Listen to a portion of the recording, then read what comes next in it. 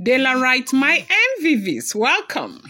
Well, Queen Naomi is alleged to have dared the Ooni of Ife that I can never ever be a puppet of royalty. I refuse to continue to be a puppet of royalty. That you cannot force me against my wish. And they said the Ooni of Ife was very upset, and the Ooni of Ife said that you are becoming too bold for my taste, that if you insist on leaving, I am going to take my boy away from you. Now, you do know that if you have been following the trajectory of events, these are the kind of things that Olori Naomi does not want to hear. Do not use Tadenikawo against Olori Naomi. When that happens, it doesn't end up well. We have seen these kinds of things happen over and over and over and over again. Ooni of Ife wants Olori Naomi to stay with him, irrespective of whatever happens. That was the covenant that they made, okay, to stay with each other no matter what happens. And Ooni of Ife wants to continue to marry and, be with other women and love other women, even before the eyes of Olori Naomi. Olori Naomi happens to be that one woman that married the Ooni of Ife out of love, not out of desperation or anything. And now you agree with me that because she married the monarch out of love, it hurts her to see the monarch frolic with other women.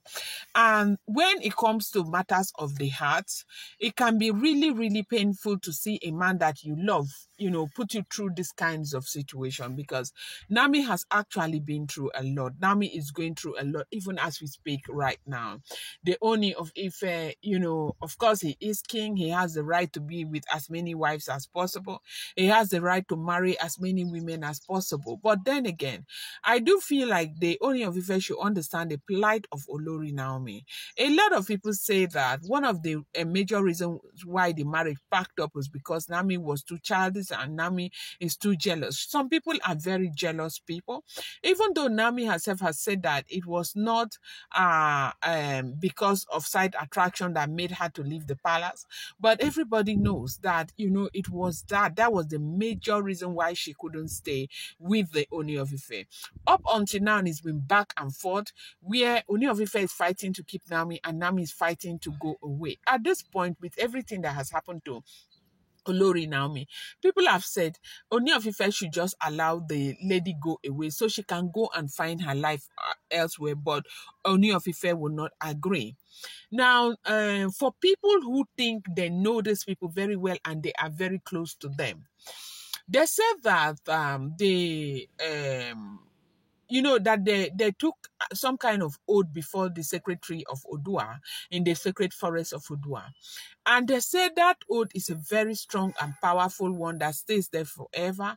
They said that oath that they took could be likened to a, physical, blood, oath like that, right?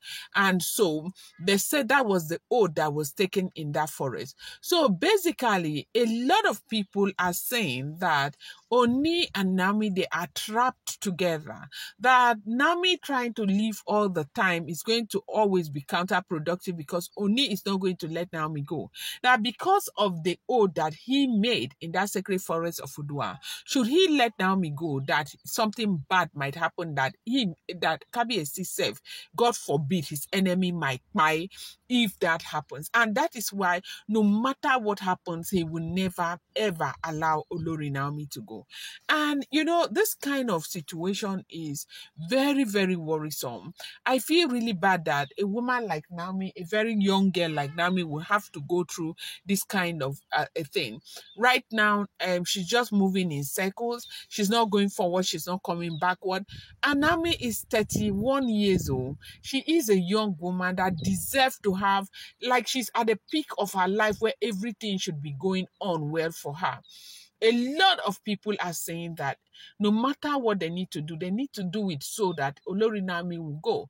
Now, the elders, some of them have come to say that traditions were created or was created by man, that they were the ones who made that tradition, that they can find a way to help Kabiyesi to break it so that, it can free both of them.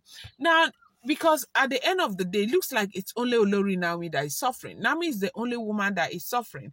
Kabiyesi is having the best of his life. Everything looks good for Kabiyesi. Everything seem to be going very, very well for Kabiyesi. Kabiyesi is married to 6 wives and they are giving birth to babies. Ebony gave birth to a child. Oleti gave birth to twin, and Dr. Elizabeth also is expecting her own baby. Okay.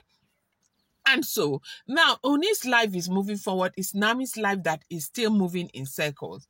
And I think at this junction, they should just allow Naomi move on with her life. But that is the one thing that they are saying that Oni of Ife will never ever be able to do. Naomi has come out now. You know, one thing that adversity does in the life of everybody is that it brings strength. And Naomi has become very, very, very, very bold.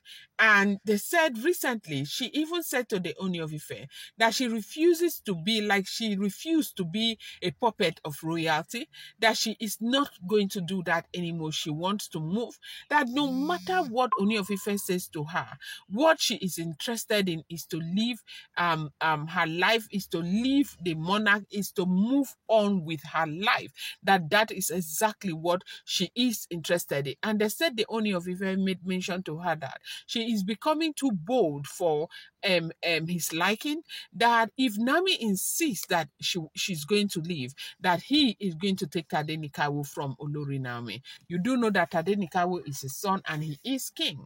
If he decides he wants to unleash his muzzle on Olori Naomi, you and I know that there will be no place for Olori Naomi to stand. But what do you call this kind of thing? Is this thing not called intimidation?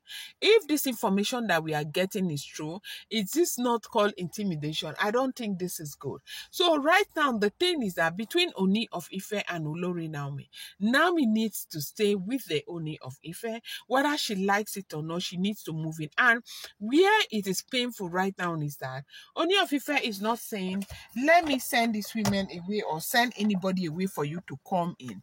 Things have gotten so bad that Ooni of Ife is preparing the royal manor for Olori Naomi to move in. So basically, Naomi is just supposed to move in and be in that condition with other Oloris, where there is so much competition, okay? Competition that is not even needed at this time. There's so much competition, and Ooni of Ife wants Naomi to be a part of that competition. Ooni of Ife wants Naomi to stay there, whether she likes it or not. And Naomi just needs to stay there and stay with the Ooni of Ife that way, and that is what the Ooni of Ife is looking at. And she is saying that no matter what happens, she is ready to fight, that she is a fighter. She is not going back to that situation. She is not going back to that palace. And one thing that has made Naomi so adamant about going back is what just happened. Let's call a spade a spade. When Naomi got into trouble, Kabiyesi was there and Kabiyesi did not say anything. The next thing we heard was that Kabiyesi was going through some kind of manipulation. Is this how Kabiyesi will continue to go through manipulations? Why is it that when this manipulation happens, it affects Olori Naomi so much? So it means that if Naomi goes into the palace now and something happens, everybody will just sit back and say Kabiyesi is going through manipulation. Paropo is getting very frail. That's the one person that used to be on the side of Olori Naomi, the one person that used to help Olori Naomi. What if he's not there tomorrow and Naomi has gone back to the palace? What will happen? Because if Papa is not there, there will be a very big problem. That is even what Olori Naomi is saying if the information is true. Do not forget that the following content is based on rumor and speculations found online. It has not been verified and should not be taken as fact. I appreciate you guys so much. Thank you.